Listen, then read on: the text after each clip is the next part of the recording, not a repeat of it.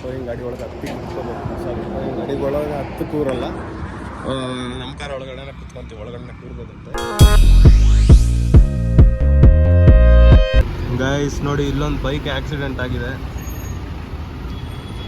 Police ಎಲ್ಲ ಬಂದ್ಬಿಟ್ಟಿದ್ದಾರೆ. ಏನಾಯಿತು guys? ಗಾಡಿ ಮೆಟ್ ವಿತ್ ಆನ್ ಆಕ್ಸಿಡೆಂಟ್ ಇವತ್ತು ನೋಡ್ತಾರೆ.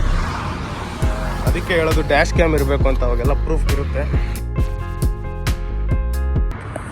ಗೈಸ್ ಗಾಡಿ ಮೆಟ್ ವಿತ್ ಆನ್ ಆಕ್ಸಿಡೆಂಟ್ ಇವತ್ತು ನೋಡ್ತಾರೆ. ಅದಕ್ಕೆ ಹೇಳೋದು ಡ್ಯಾಶ್ ಕ್ಯಾಮ್ ಇರಬೇಕು ಅಂತ, ಅವಾಗೆಲ್ಲ ಪ್ರೂಫ್ ಇರುತ್ತೆ. ಇದು ಡಿಸ್ಪ್ಲೇಸ್ ಎಲ್ಲ ಚೇಂಜ್ ಆಗಿದೆ, ವಿಲ್ ಬ್ರೇಕ್ ಆಗಿದೆ, ಆಚೆ ಬಂದಿದೆ. ಈ ಸೈಡ್ ಏನಾಗಿಲ್ಲ ನೋಡಿ, ರೈಟ್ ಸೈಡ್ ಒಂದು ಹಂಗಾಗಿದೆ. ಆಮೇಲೆ ಮುಂದೆ ಕಡೆನೂ ಏನೂ ಆಗಿಲ್ಲ, ಏನೂ ಬ್ರೇಕ್ ಆಗಿಲ್ಲ ಗುರು. ಆ್ಯಕ್ಚುಲಿ ಅದು ಹಿಂಗೆ ಪಚ್ಚಕ್ಕಂತ ಒಳಗೆ ಹೋಗುತ್ತೆ, ಇದಾಗಿದೆ ನೋಡಿ. ಅಯ್ಯೋ, ಹಿಂಗೆ ಆಗ್ಬಾರ್ದಿತ್ತು, ನೋಡ್ಬೋದು.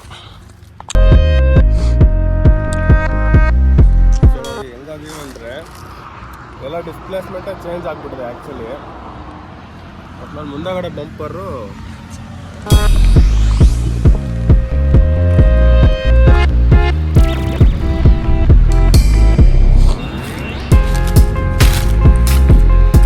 ಏನೂ ಆಗಿಲ್ಲ ಮುಂದೆಗಡೆ.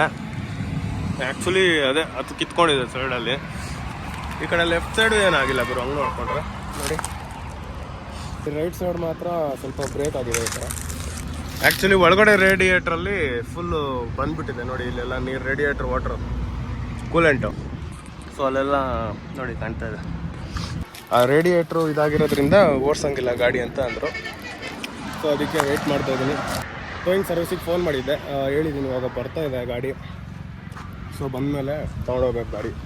ಆ ರೇಡಿಯೇಟ್ರದ್ದು ಒಂದು ಏನಾಗಿಲ್ಲ ಅಂತಿದ್ರೆ ಗಾಡಿ ಆರಾಮಾಗಿ ಶೋರೂಮಿಗೆ ತೊಗೊಂಡೋಗ್ಬಿಡ್ಬೋದಿತ್ತು. ರೇಡಿಯೇಟ್ರದ್ದು ನೀರು ಖಾಲಿ ಆಗಿದೆ ಇವಾಗ, ಕೂಲೆಂಟು. ಸೊ ಇಂಜಿನ್ ಸೀಸ್ ಆಗಿಬಿಡುತ್ತೆ ಅಂತ ಅಂದರೆ ಇಲ್ಲಿ ಲೋಕಲ್ ಮೆಕ್ಯಾನಿಕ್ ಹತ್ರ ವಿಚಾರಿಸಿದೆ. ಸೊ ಇದು ದಾಬಾಸ್ಪೇಟೆ ಹತ್ರ ಆ್ಯಕ್ಚುಲಿ.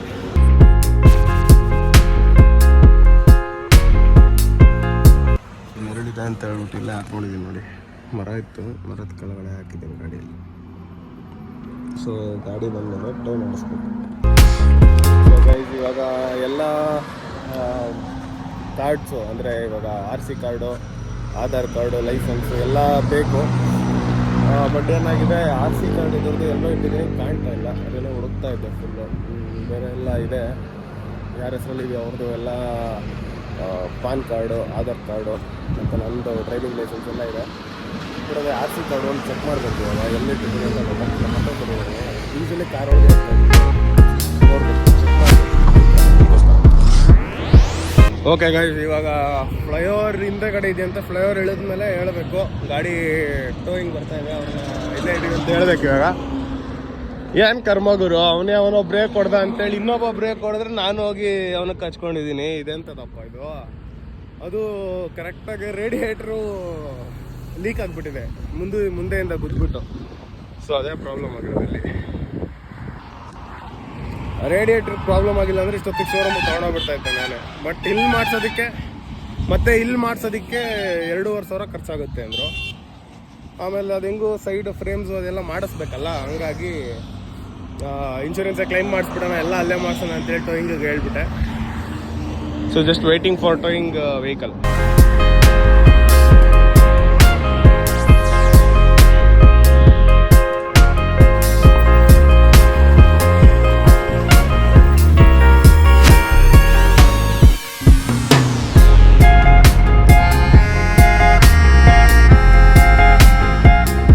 ಸೊ ಅದೇ ಟೋಯಿಂಗ್ ಗಾಡಿಯಲ್ಲಿ ತೊಗೊಂಡೋಗ್ತಾ ಇದೀವಿ. ಸೊ ನೋಡಿ, ಲಾಕ್ಸ್ ರಿಮೂವ್ ಮಾಡ್ತವ್ರೆ.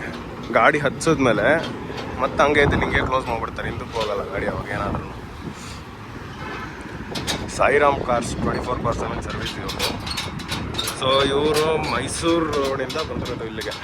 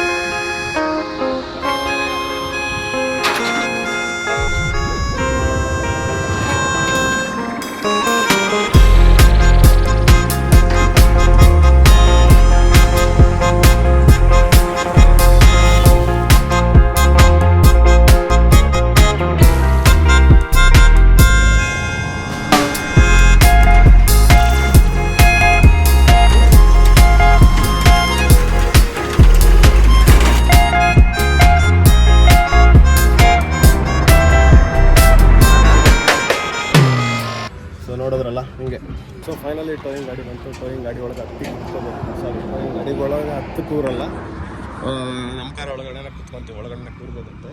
ಸೊ ಇದೆಲ್ಲ ಇವಾಗ ಕ್ಲೋಸ್ ಮಾಡಿಬಿಡ್ತಾರೆ. ಸೊ ಇಲ್ಲಿಂದನೇ ಹತ್ಬಿಟ್ಟು ಹಂಗೆ ಹೋಗಿ ಕೂರೋಣ, ಟ್ರೈ ಮಾಡೋಣ. ಸೊ ಟೈರು ಟೈಟಾಗಿರ್ಬೇಕು, ಕೂರಬೇಕು ಅಂತ ಹೇಳ್ಬಿಟ್ಟು ಇಲ್ಲಿಗೊಂದು ಹಾಕ್ತಾರೆ. ಸೊ ಮತ್ತೆ ಇಲ್ಲಿಗೊಂದು ಹಾಕ್ತಾರೆ, ಎಲ್ಲೂ ಕದಲಬಾರ್ದು ಅಂತ ಹೇಳಿ ಇಲ್ಲಿಗೊಂದು ಬೆಲ್ಟ್. ಸೊ ಮುಂದೆಗಡೆ ಮುಂದೆಗಡೆ ಹಾಕಲ್ಲ ಬೆಲ್ಟ್ ಹಾಕಿದ್ದೀರಾ? ಓಕೆ, ಆ ಕಡೆದು ಮತ್ತು ಈ ಕಡೆಗೆ ಹಾಕಿದ್ದಾರೆ. ಇವಾಗ ಕ್ಲೋಸ್ ಮಾಡ್ತಾ ಇದ್ದಾರೆ. ಸೊ ಫುಲ್ ಟೈಟಾಗೆ ಪ್ಯಾಕ್ ಮಾಡ್ತಾರೆ, ಗಾಡಿ ಅಲ್ಲಾಡ್ಕೊಡೋದು ಅಂತೇಳಿ.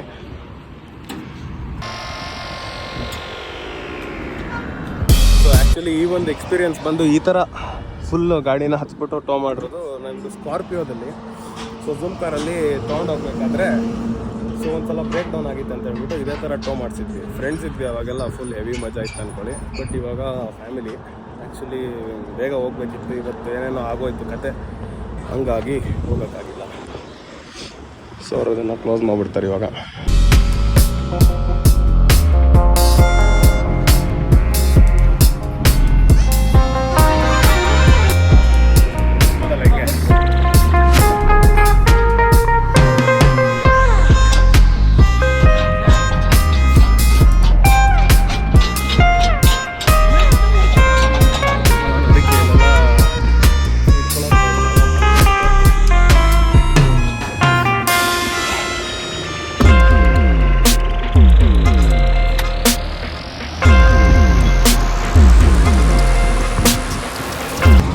ಗೈಸ್ ಹೊಸ ಎಕ್ಸ್ಪೀರಿಯನ್ಸ್ ನೋಡ್ಬೋದು, ಇಲ್ಲೇ ಆಗಿದ್ದು.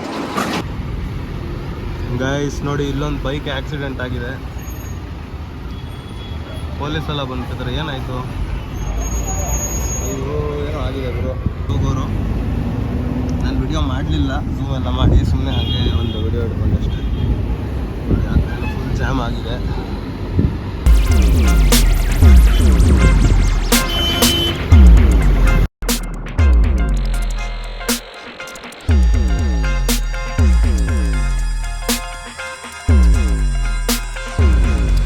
ಬೆಂಗಳೂರಿಗೆ ರೀಚ್ ಆಯಿತು ಗಾಡಿ. ನೋಡ್ಬೋದು ಇವಾಗ ರಾಜಾಜಿನಗರ ಹತ್ರ ಹೊರಾಯಿನ್ ಮಾಲ್, ವರ್ಲ್ಡ್ ಟ್ರೇಡ್ ಸೆಂಟರ್ ಇದೆಲ್ಲ ಅಲ್ಲಿ ಹೋಗ್ತಾಯಿದೆ. ಸೊ ಮಾಗಡಿ ರೋಡ್ ಸರ್ವಿಸ್ ಸೆಂಟ್ರಿಗೆ ತೊಗೊಂಡೋಗಕ್ಕೆ ಹೇಳಿರೋದು ಗಾಡಿನ. ನೋಡಬೇಕು ಏನೇನಾಗುತ್ತೆ ಅಂತ. ಸೊ ಆ್ಯಕ್ಚುಲಿ ಅದೇನು ಜಾಸ್ತಿ ದೊಡ್ಡ ಇಂಪ್ಯಾಕ್ಟನ್ನು ಆಗಿಲ್ಲ, ತುಂಬ ಮೈಲ್ಡಾಗೆ. ಬಟ್ ಏನಾಯಿತು, ನಮ್ಮದು ಫ್ರೇಮ್ಸ್ ಇರುತ್ತಲ್ಲ, ಅಂದರೆ ಈ ಕಡೆ ಸೈಡ್ ಬಾಡಿ ಇರುತ್ತಲ್ಲ, ಅದನ್ನು ಸ್ವಲ್ಪ ಬ್ರೇಕ್ ಆಗಿದೆ. ಸೊ ಅದಕ್ಕೋಸ್ಕರ ಇವಾಗ ಅದನ್ನು ಸ್ವಲ್ಪ ಚೇಂಜ್ ಮಾಡಿಸ್ಬೇಕಾಗತ್ತೆ.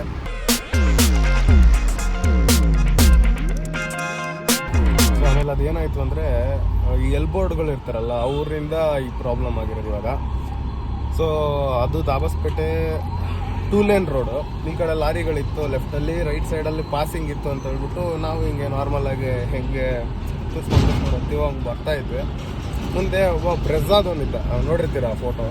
ಆ ಬ್ರೆಝಾದವನು ಅವನು ಹೋಗ್ತಾಯಿದ್ದಾನೆ, ಅವನು ನಾರ್ಮಲಾಗಿ 70-80 ಹೋಗ್ತಾಯಿದ್ದಾನೆ, ನಾನು ಅವನಿಂದ 70-80 ಹೋಗ್ತಾಯಿದ್ದೀನಿ. ಏನಾಯಿತು, ಸಡನ್ನಾಗೆ ಮುಂದೆಗಡೆ ಸ್ವಿಫ್ಟವನು ಬ್ರೇಕ್ ಹೊಡ್ಬಿಟ್ಟ. ಸೊ ಅವನು ಯಾವಾಗ ಬ್ರೇಕ್ ಹೊಡೆದ್ನು, ಮುಂದೆಗಡೆ ನನ್ನ ಮುಂದೆ ಇರೋನು ಸಡನ್ನಾಗಿ ಬ್ರೇಕ್ ಅಪ್ಲೈ ಮಾಡಿದೆ, ನಾನು ಸಡನ್ನಾಗಿ ಬ್ರೇಕ್ ಅಪ್ಲೈ ಮಾಡಿದೆ. ಬಟ್ ಅವನದು ಮುಂದೆಗಡೆ ಟಚ್ ಆಗಲಿಲ್ಲ. ನನ್ನ ಗಾಡಿ ಹೋಗಿ ತುಂಬ ಒಂದು ಸ್ವಲ್ಪ ಹತ್ರ ಇತ್ತಂತ ಕಾಣುತ್ತೆ. ಬ್ರೇಕ್ ಹೊಡೆದ ತಕ್ಷಣ ಹೋಗಿದೆ ಕಚ್ಕೊಂತು ಗಾಡಿಗೆ. ಬಟ್ ನಮ್ಮದು ಆ್ಯಕ್ಚುಲಿ ಮುಂದೆಗಡೆ ಏನಾಗಿಲ್ಲ, ಬಂಪರ್ ಒಂದು ಸ್ವಲ್ಪ ಸೈಡಲ್ಲಿ ಹೀಗೆ ಆಚೆ ಬಂದಿದೆ. ಸೊ ಅದು ನೋಡ್ಬೇಕು ಏನು ಹೇಳ್ತಾರೆ. ನಾವು ಹೋಗಿ ಅಲ್ಲಿ ಚೆಕ್ ಮಾಡಿಸಿ ನೆಕ್ಸ್ಟ್ ಏನು ಪ್ರೊಸೆಸ್ ಅಂತ ಹೇಳ್ಬಿಟ್ಟು ಕೇಳ್ಬಿಟ್ಟು ನಾನು ತಿಳಿಸ್ಕೊಡ್ತೀನಿ ಯಾವ ಥರ ಮಾಡಬೇಕು ಈ ಥರ ಅದ್ರಂತ. ಗೈಸ್ ಇನ್ಶೂರೆನ್ಸ್ದೆಲ್ಲ ಮಾತಾಡಿದ್ದಾಯಿತು. ಮಹೇಂದ್ರ ಸರ್ವಿಸ್ ಸೆಂಟ್ರಲ್ಲಿದ್ದೀನಿ. ಈಗ ನೋಡ್ಬೋದು 1 ಮಂತ್ ಆಗತ್ತಂತೆ ಗುರು. ಯಪ್ಪ, 1 ತಿಂಗಳು ವೇಟ್ ಮಾಡಬೇಕು ಇಷ್ಟು ಪಾರ್ಟ್ಸ್ ಹಾಕ್ಸೋಕ್ಕೆ. ನೋಡಿ ಇವಾಗ